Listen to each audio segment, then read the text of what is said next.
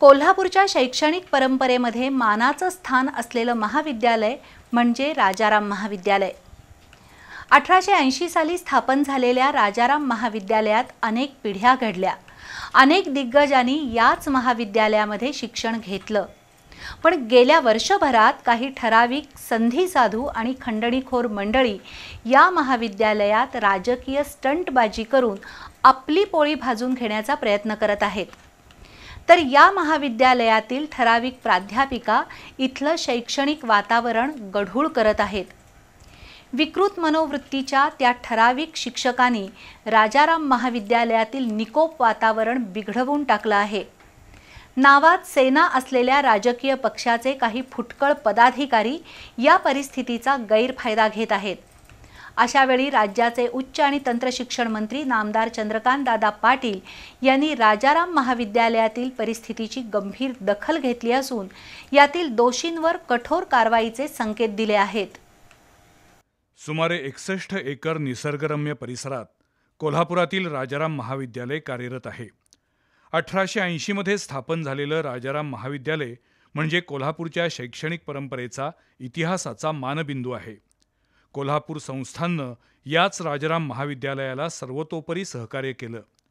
Doctor Balkrishna यांच्यासह barrister Khardekar, doctor Appasaheb Pawar, doctor VK. Gokak अशा प्राचार्यांनी राजाराम महाविद्यालयाच्या शैक्षणिक गुणवत्तेमध्ये भर टाकली।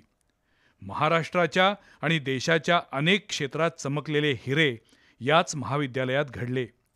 सध्या राजाराम महाविद्यालयात 1800 पेक्षा अधिक विद्यार्थी शिकत आहेत।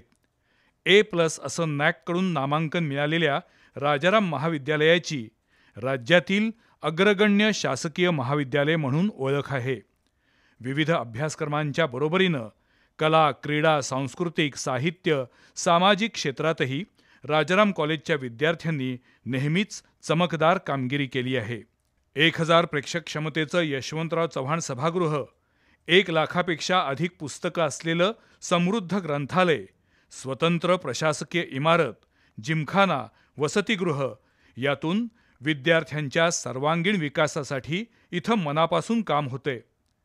पण दुसरीकडं प्रत्येक क्षेत्रात काही अपप्रवृत्ती असतात, तसाच प्रकार सध्या राजाराम महाविद्यालयात दिसून येतोय।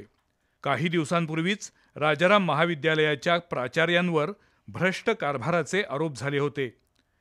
या महाविद्यालयातील 2 शिक्षिकांकडून अन्य शिक्षकांवर गंभीर आरोप झाले आहेत। याबाबत माहिती घेतली असता काही धक्कादायक बाबी समोर आल्यात। केवळ वैयक्तिक इगो, विकृत विचारसरणी आणि विघ्नसंतोषीपणा यामुळं या महाविद्यालयातील काही शिक्षिका आक्रस्ताळेपणा करत आहेत। वैयक्तिक हेवेदावे आणि ईर्ष्या इतक्या चुकीच्या पातळीवर गेली आहे की त्यामुळं महाविद्यालयातील संपूर्ण वातावरण कलुषित झाले। काही मोजक्या लोकांनी महाविद्यालयाच्या प्राचार्यांसह अन्य सर्व सहकारी अध्यापक आणि प्राध्यापकांना वेठीस धरले।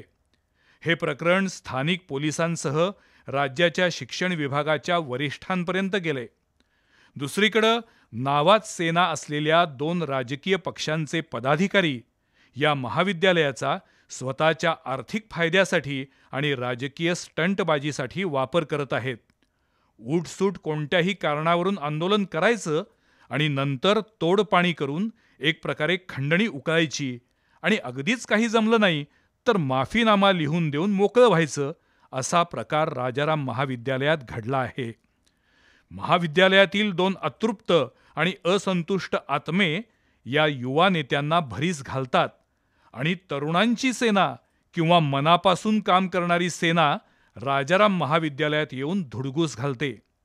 शिक्षणानं आणि वयानं वरिष्ठ असलेल्या प्राध्यापक किंवा प्राचार्यांशी उद्दाम भाषेत अरेरावी करून आक्रमक आंदोलनाची स्टंटबाजी होते। मग त्यातून हळूच आर्थिक मागणी केली जाते। महाविद्यालयाच्या परिसरात तमाशा नको म्हणून पापभिरू आणि मवाळ स्वभावाचे प्राध्यापक नाईलाजानं अशा राजकीय खंडणीखोर पुढाऱ्यांपुढे नमतं घेतात। त्यामुळं युवा नेत्यांना जणू तोड पाण्याची चटक लागली आहे। त्यातून कोल्हापूरच्या राजकीय सामाजिक क्षेत्रात एक नवी गंभीर समस्या निर्माण होतीये। कारण राजकीय पदाचा किंवा पक्षाचा गैरवापर करून अशा प्रकारे शिक्षण क्षेत्रातही मानसिक आर्थिक त्रास दिला जात असेल तर ते कोल्हापूरच्या सामाजिक परंपरेला शोभणारं नाही. या संपूर्ण प्रकाराबाबत राज्याचे उच्च आणि तंत्रशिक्षण मंत्री चंद्रकांतदादा पाटील यांनी गंभीर दखल घेतली आहे. विद्यार्थी हिताच्या प्रश्नावर आंदोलन छेडणं गैर नाही, पण महाविद्यालयातील काही मोजक्या शिक्षकांचा विक्षिप्तपणा आणि त्याला राजकीय आंदोलनाची फोडणी आणि त्यातून संपूर्ण महाविद्यालयाच्या प्रतिमेवर होणारा परिणाम हा प्रकार खपवून घेतला जाणार नाही, असा इशारा नामदार चंद्रकांतदादा पाटील यांनी दिलाय. राजाराम महाविद्यालय हे शासकीय महाविद्यालय आहे. त्याचाच गैरफायदा अशा प्रकारची काही मंडळी घेत आहेत. पण त्यातून आपण कोल्हापुरातील एका ऐतिहासिक आणि उज्ज्वल परंपरा असलेल्या महाविद्यालयाला गालबोट लावतोय याचं भान दुर्दैवानं त्या शिक्षकांना किंवा युवा नेत्यांना नाही. पण सत्य फार काळ लपून राहत नाही. त्यामुळे लवकरच यातील खऱ्या दोषींवर कठोर कारवाई होईल आणि राजाराम महाविद्यालयात एक प्रकारे स्वच्छता मोहीम राबवली जाईल अशी आशा आहे.